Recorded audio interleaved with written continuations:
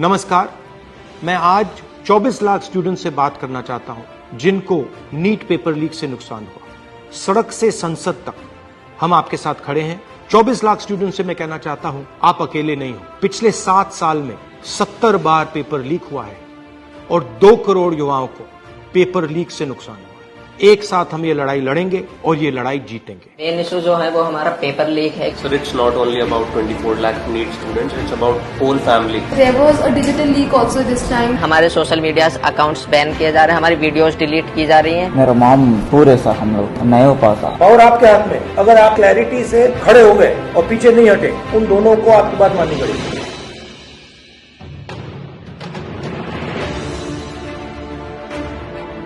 So we all have come here to talk about NEET exam. We all gave NEET 2024 exam. And most of us are 620 plus above who are sitting in this room. Last year 610 was the cutoff. बाकी cutoff 657 पहुंच गई है। 630 जो benchmark होता है एक respectable score का, उसमें देखो कंपटीशन तो बढ़ता है। तो जो इन्फ्लेशन रेट है वो 40% से सीधा 400%। सर, सिर्फ ये बोलना कि कंपटीशन बढ़ गया और पॉपुलेशन बढ़ गई, I don't think this justifies the statement. तो जितने भी सो कॉल्ड टॉपर्स थे 720, 715 एंड 718, 709, उनके जो एक्चुअल मार्क्स थे probably they are below even 640. How does that happen? So maybe I feel that there are major 4 reasons. The first one is obviously paper leak. Second was that there was a digital leak also this time, like on Telegram channels, or majorly there were other platforms as well. Third reason was that there were scams going on which were saying that you just have to leave the blank OMR and the people of the NTA, or maybe I don't know from which association, they will fill those OMR. Cheating is cheating with. Yes, It's cheating, and the grace mark is the 4th point, which is not going to impact that much. Sir, main issue जो है वो हमारा paper leak है, क्योंकि sir सबसे पहले अनुराग जो students था उसने ऑलरेडी स्टेटमेंट्स में कहा है कि एग्जाम लीक हुआ है। सर, एग्जाम लीक हुआ है, उसने ऑलरेडी प्रूवन किया हुआ है। और हम शिक्षा मंत्री श्री धर्मेंद्र प्रधान जी से मिले थे, उन्होंने स्टार्टिंग में कहा था कि एनटीए में कोई ऐसा कुछ गड़बड़ी नहीं हुई है, और जहां पर 2 सेंटर्स पर ये चीज़ देखी गई है उनको हम अभी वहां पर जांच की जाएगी। और हमने मांगे रखी थी कि रीनीट होना चाहिए और सीबीआई जांच होनी चाहिए, बट उन्होंने सीधा जो आंसर दिया था वो दिया था कि सब चीज हम सुप्रीम कोर्ट की मानेंगे, जो सुप्रीम कोर्ट फैसला करेगा वही माने। बट सर, सुप्रीम कोर्ट ने डायरेक्ट जितने भी केसेस हम PIL डाल रहे हैं लोग इस चीज के ऊपर, डायरेक्ट जितने भी फैसले हैं वो सारे 8 जुलाई को दिए जाएंगे। बट उससे पहले स्टूडेंट्स पर इतना स्ट्रेस बढ़ रहा है, इतना प्रेशर पड़ रहा है। सर, हमारे पेरेंट्स भी इस चीज से दुखी हैं कि बच्चा मतलब इतने मार्क्स ला रहा है कि वो एलिजिबल है हर साल के अकॉर्डिंग। बस मेन जो डिस्टर्बेंस हुई है इस एग्जाम में वो है एक तो पेपर लीक, और दूसरी जो स्टूडेंट्स जो एनटीए ने ग्रेस मार्क्स दिए वो तो एक छोटा सा उन्होंने ग्रेस मार्क्स दिए वो अपने पेपर लीक को छुपाने के लिए। सर, इतने दिन से आपको पता है कि गर्मी कितनी है, कुछ लोग गर्मी से मर भी रहे हैं, लेकिन सर हम स्टूडेंट्स और हमारे पेरेंट्स रोड्स पर इतनी गर्मी में सर लड़ रहे हैं इंसाफ के लिए, लेकिन सर हमारे लिए कोई भी कार्रवाई नहीं कर रहे हैं, ना ही हमारे इंसाफ के लिए कोई कार्रवाई कर रहे हैं, क्योंकि सर हमारे सोशल मीडिया अकाउंट्स बैन किए जा रहे हैं, हमारी वीडियोस डिलीट की जा रही हैं। हम अपने लिए आवाज उठा रहे हैं, उनसे रिलेटेड जितने वीडियोस, सर कोई भी गलत कंटेंट नहीं है, हम सिर्फ आवाज उठा रहे हैं अपने इंसाफ के लिए।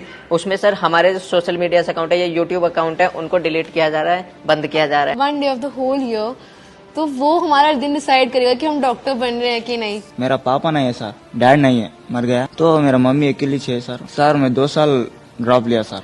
2 साल में मेरे को स्टडी नहीं हो पा रहा सर। अच्छा से घर में प्रॉब्लम, मनी का प्रॉब्लम, लॉन्ग टर्म में पैसा बजट नहीं हो पा रहा सर। ऐसा मैं सोच सोच के मेरा माइंड भी अब ये भी लोड हो रहा सर, मेरा ब्रेन भी। मेरा मॉम पूरे सर हम लोग नहीं हो पाता, और एक बार नहीं हो पाता सर लॉन्ग टर्म लेना को, ऐसा सोच रहे। अभी रीनीट कराओ तो इजी होता सर। मतलब सर कंक्लूजन है कि रीनीट ही अब हो सकता है, रीवैल्यूएशन तो कोई नहीं होगा।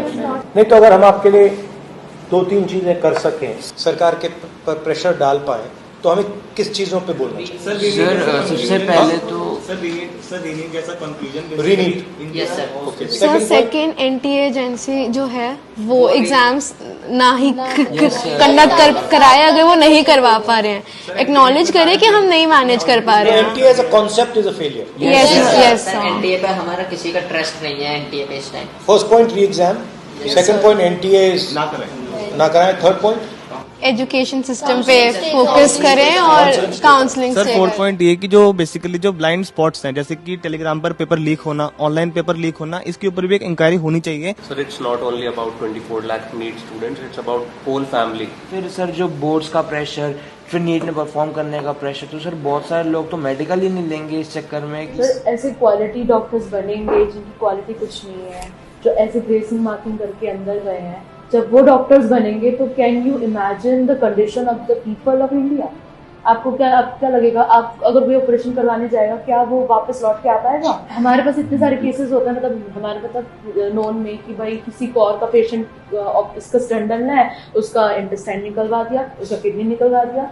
सर ऐसे केसेस, ऐसी मिसहैपनिंग्स इतनी बढ़ जाएंगी, we can not imagine. Sir जो ये रीनेट का कॉन्सेप्ट है और जो ये रीनेट का कंक्लूजन है, ये बेसिकली दो ही बॉडीज है इंडिया में जो इसकी पावर रखती हैं। First of all supreme court, जिस पर हम अभी काफी ज्यादा डिपेंडेंसी शो कर रहे हैं, and second ministry of education. Ministry of education ने यूजीसी नेट का एग्जाम भी कैंसिल किया और उसके अंदर लाइक 1 डे के अंदर उन्होंने एग्जाम कैंसिल कर दिया। एक्चुअली ये दोनों ने इसलिए किया है क्योंकि पॉलिटिकल प्रेशर आया, यस क्योंकि आप लोग मतलब चुप नहीं बैठे हो। यस सर, वो दोनों इंस्टीट्यूशंस निर्णय जब लेंगे जब आप प्रेशर डालो। यस सर, अगर आपने ठीक से प्रेशर डाला और आप पीछे नहीं हटिए और अगर आप काफी स्टूडेंट्स आ जाएंगे तो वो दोनों इंस्टीट्यूशंस इसको कैंसिल करो। पावर ना कोर्ट के हाथ में है ना मिनिस्ट्री के हाथ में है, पावर आपके हाथ में है। अगर आपने क्लैरिटी से खड़े हो गए और पीछे नहीं हटे, उन दोनों को आपकी बात माननी पड़ेगी। ठीक है, थैंक यू। आपका जो एस्पिरेशन है, आपका जो विजन है, इसी से देश का विजन बनेगा, इसी से देश की प्रगति होगी।